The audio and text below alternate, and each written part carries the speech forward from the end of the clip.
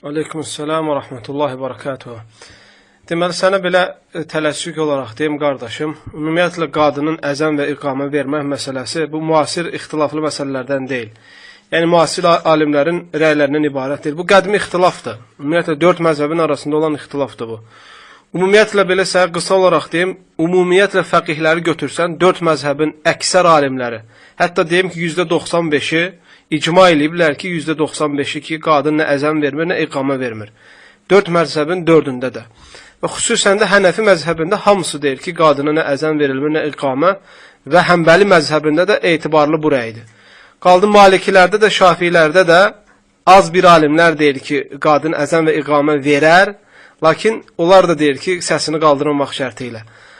Amma belə baxsan, məsələ, bu şeydə, hansı ki, səhih, açıq-aşkar dəlil yoxdur qadının, yəni əzən və iqamə verməsində səhih sünnə ilə, Peyğəmbər sallallahu aleyhi və səlləm, ona görə səhih sünnə ilə sabit olmayan bir şeyi tərk eləmək daha haqlıdır.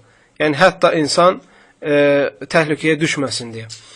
Və ayrıca, məsələ, hədis var, belə baxsan, hədis var, Əbu Bakr radiyallahu anh'ın qızından gəlir, Əsmə bint Əbu Bakrdan, səhv eləmirəmsə, hədisi İmam Beyhaqi Sunan kitabında rivayət eləyir.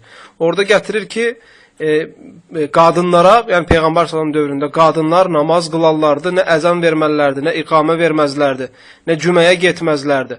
Lakin qadın onlara imam durub ortalarında durardı. Və ayrıca, məsələ, hədis var yenə, bəzi sünnə kitablarında, xüsusən də Əbu Davudda və Əhməd ibn Həmbəldə gəlir, xüsusən də Əbu Davudda var və Əhməd ibn Həmbəl Musnad kitabında gətirir. Peyğəmbər s.ə.v Ummu Varaqal Ansariyyə qadındır bu. Onun üçün müəzzin təyin eləyir. Və Ummu Varaqa radiyallahu anhə deyir ki, Peyğəmbər s.ə.v mənim üçün müəzzin təyin elədi. Yəni, o əzən vaxtı gələndə müəzzin əzən verərdi və sonra mən namazımı qıldırardım.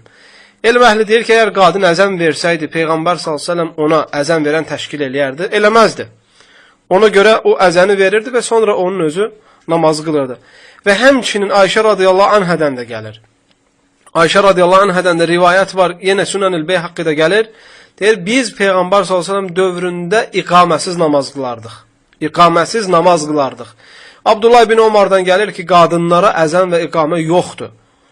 Və Ənəs ibn Məlikdən də soruşurlar, o da vacib olmadığını deyir. Yəni, bu barədə əsərlər çoxdur. Amma o hədis ki, gəlibdir, İbn Əbi Şeybədə və həmçinin Mustadrak kitabında Hakimin və həmçinin İmam Beyhaqinin özü Sünən kitabında gətirir ki, Ayşə radiyallahu anhədən ki, o ortalarında durardı, yəni əzən verərdi, iqamə eləyərdi, o qadınlar ortasında imam durardı. Bu uzun hədisdir. Ümumiyyətlə, Sünən Beyhaqqidə gələn də, İbn Əbi Şeybədə gələn də, Mustadrak Hakimdə gələn də, bu rivayətlərin hamısında zəiflik var. Yəni, bu rivayəti səhih bir dənə də olsa, silsilə şəklində bunun nəyi yoxdur, isnadı yoxdur. Və bu baxımdan da qardaş, yəni bu hədis bütün yollarına baxsa, hamısında zəiflik gəlir. Hətta səhih olsa belə, mənası odur ki, Ayşə radiyallahu anhədən onda 2 rivayət var. Bunu bəzən eləyərdi, bəzən eləməzdi. Amma məşhur olan nədir? Bunu tərk eləmək, məşhur olan isə bunu tərk eləməkdir. Albani rəhməhullah ümumiyyətlə bu məsələdən danışır silsilə-i daifədə.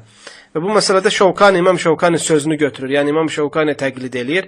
Hansı ki, İmam Şəvkani deyir ki, qadınla kişi arasında bu məsələdə fərq yoxdur. Qısacası məsələ bundan ibarətdir. Allahu aləm görməmək daha dəlilə yaxındır. Bu barədə dəlillər daha çoxdur.